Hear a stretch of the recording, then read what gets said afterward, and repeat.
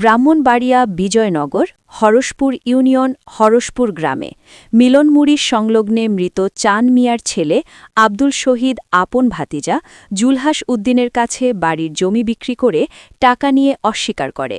ব্রাহ্মণবাড়িয়া থেকে মিজানুর রহমানের প্রতিবেদনে দেখুন বিস্তারিত।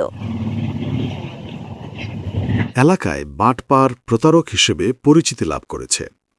প্রতারক আব্দুল শহীদের বড় ছেলে শামীম মিয়া ইঞ্জিনিয়ার পরিচয় দিয়ে এলাকা এবং ঢাকার শহরে বিভিন্ন জায়গা থেকে চাঁদা এবং প্রতারণা করে বিপুল পরিমাণ অর্থের মালিক হয়েছে বলে এলাকাবাসীর দাবি। কিছুদিন আগে জুলহাস উদ্দিন এবং সাংবাদিক মিজানুর রহমানকে আসামি করে বিজয়নগর থানায় একটি মিথ্যা মামলা দায়ের করে প্রতারক চাচা আব্দুল শহীদ বাদী হয়ে। এই মামলায় সাংবাদিক মিজানুর রহমানকে আসামি করে কারণ হল দৈনিক অগ্রযাত্রা প্রতিদিন মাল্টিমিডিয়াতে চাচার বিরুদ্ধে ভাতিজার জমি নিয়ে প্রতারণার অভিযোগ শিরোনামে একটি সত্য তথ্যবহুল সংবাদ প্রচার করে। এই সংবাদ নিয়ে এলাকায় চাঞ্চল্যকর সৃষ্টি হয়। এ ব্যাপারে জুলহাস উদ্দিন বলেন, আমার কাছে তারা চাঁদা চেয়েছে এবং নিয়েছে। আমি এই বিষয়গুলোর উপরে আইনি ব্যবস্থা নেব। আমি সার্জেন্ট মোহাম্মদ জুলহাস উদ্দিন, অবসরপ্রাপ্ত, বাংলাদেশ সেনাবাহিনীতে কর্মরত ছিলাম। আমি আমার আপন চাচা শহীদ মিয়ার কাছ থেকে জমি ক্রয় করি। বাড়ি নির্মাণ করে প্রায় 8 বছর ধরে আমার পরিবার নিয়ে বসবাস করতেছি। এই বিষয়টা প্রতিবেশী এবং এলাকাবাসী, আত্মীয় স্বজন সহ সবাই অবগত আছেন। ইদানিং চাচা শহীদ মিয়া আমার বিরুদ্ধে ভাড়াটিয়া সাজিয়ে মামলা করে। এই ব্যাপারে তদন্ত আসলে প্রায় অনেকটাই প্রমাণিত হয় আমি যা বলেছি সব সত্য।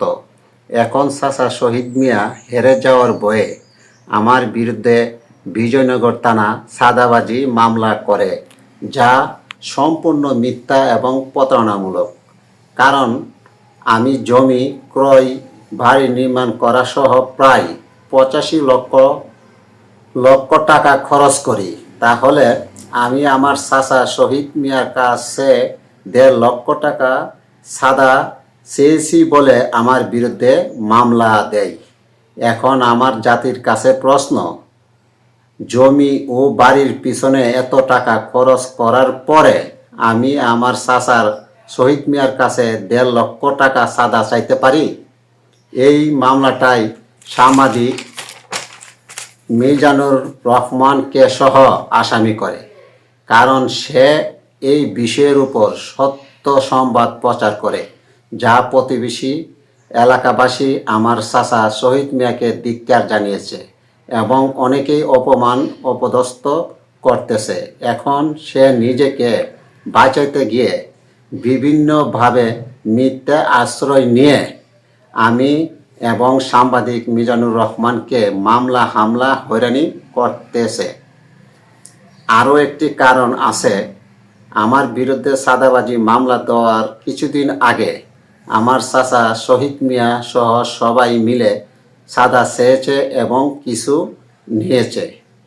আমি আইনি ব্যবস্থা নেওয়ার আগেই আমাকে হয়রানি করে ফেলে। তবে আমি এই বিষয়গুলি নিয়ে আইনি ব্যবস্থা যাব ইনশাল্লাহ। হরসপুর গ্রামের বিশিষ্ট সালিশকারক অলিউল্লাহ খান বলেন, আমি অনেকবার চাচা ভাতিজার বিষয়ে সালিশ করেছি।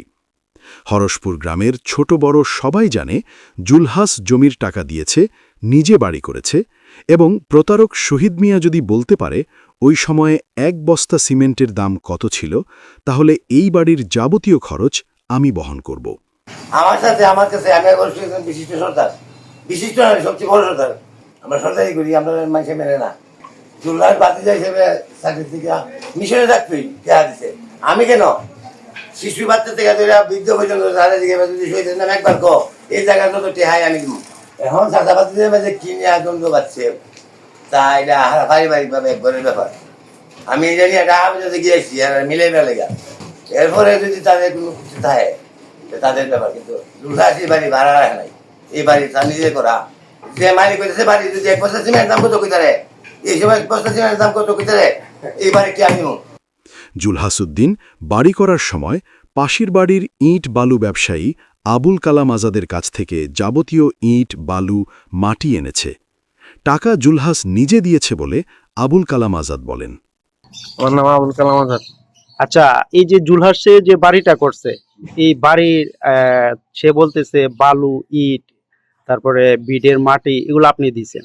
এই জুলাস সমাজের সময় বিল্ডিংটা করে জি। কেন প্রথম থেকে আমি আপনার বিটা বালু, তারপরে কাজ করার বালু, মাটি, ইট যাগুলো আছে সব আমি দিচ্ছি, আপনি উনি দিছেন? আমার টাকা দিচ্ছে। আপনার বাড়িটা কোথায়? আমার বাড়ির পাশাপাশি এই যে এখানে, এই যে এখানে এই বাড়ি, পাশের বাড়ি? পাশের বাড়ি। ও আচ্ছা আচ্ছা।